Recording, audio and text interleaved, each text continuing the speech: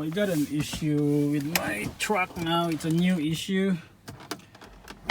It stalled when I tried to reverse from my driveway, and then I tried to crank it. It will crank, start, and then die. So this is how it looks like.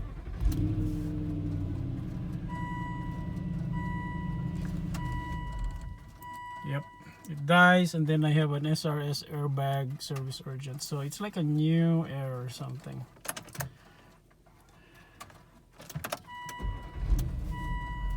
Yep, it wouldn't start at all.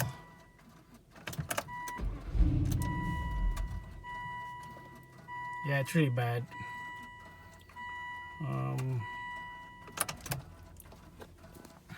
Let's try that again.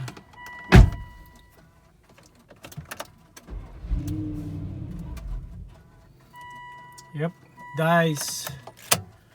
So I'm suspecting